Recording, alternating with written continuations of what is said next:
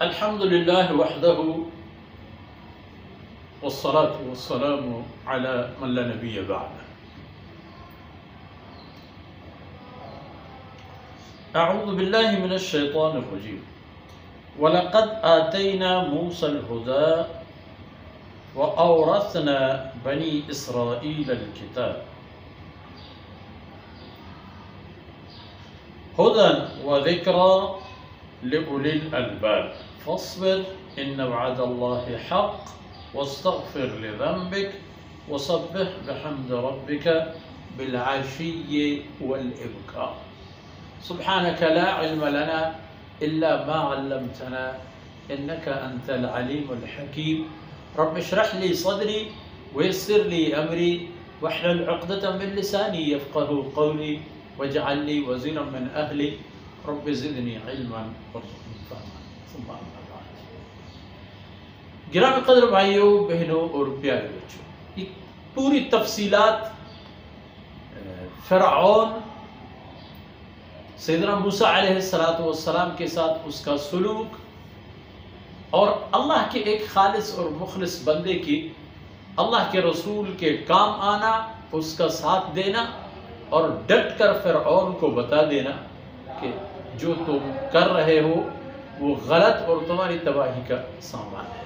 تو انہوں نے جو کچھ کیا، کیا ہوا کیا نہیں ہوا، وہ باتیں بھی کچھ نہ کچھ ہو گئی. پھر فرمایا کہ وَلَقَدْ آتَيْنَا مُوسَى الْهُدَى.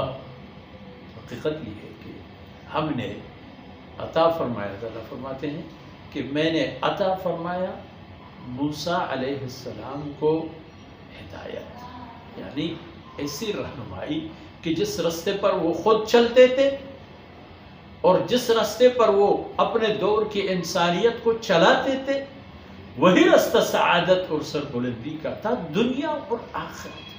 دنیا میں بھی دیکھیے یہ وادی نیل میں یا جہاں کہیں فرعون کو اللہ نے غرق کر دیا، وہیں سے ان کے زوال اور سیدنا موسیٰ علیہ السلام اور اہل حق اور اہل ہدایت کی عروج کا آغاز ہو.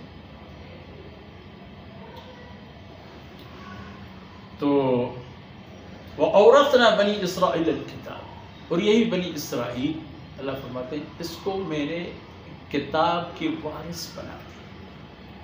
جو موسیٰ علیہ السلام تورات لے کر آئے تھے، إِنَّ هَذَا فِي الصُّحُفِ الْأُولَى صحف ابراہیم و موسیٰ، ان کتب و صحف جو سیدنا موسیٰ علیہ السلام پر نازل ہوئی تھی اور ان کے وارث پر بن گئے بنی اسرائیل.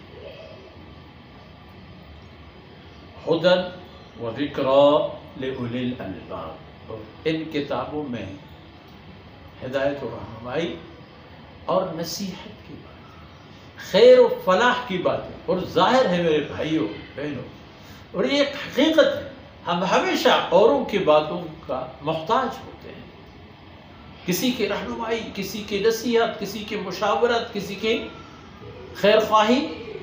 اسی طرح یہ موسیٰ علیہ السلام پر جو کتاب آئی تھی اور جو بنی اسرائیل کو اس کتاب کا وارث بنا دیا گیا، ہدایت کے ساتھ ساتھ ذکریٰ لأولی الالباب، میں داناؤں کے لیے، سمجھدار لوگوں کے لیے نصیحت کی باتیں تھی کہ ان نصائح پر چل کر وہ زندگی کے معراج تک پہنچتے تھے، زندگی کے مقاصد کو حاصل کرتے تھے.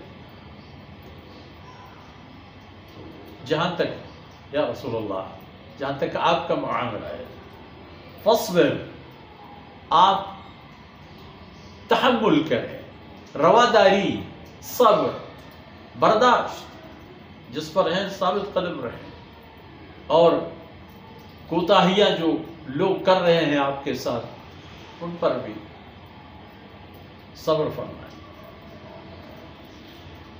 واستغفر لذنبک فاصبر ان وعد اللہ حق.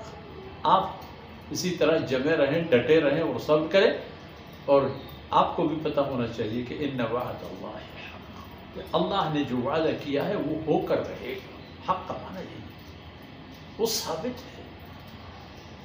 وہ ایک تصور نہیں ہے، وہ ایک اندازہ نہیں ہے کہ بس ہو گیا یا ہوگا، ہو جائے گا حتماً ہر حالت میں۔ وَاسْتَغْفِرْ لِذَنبِكَ، اور جناب رسول اللہ صلی اللہ علیہ وسلم آپ ہمیشہ اپنی کوتاہیوں کے بارے میں اللہ سے مغفرت مانگیں۔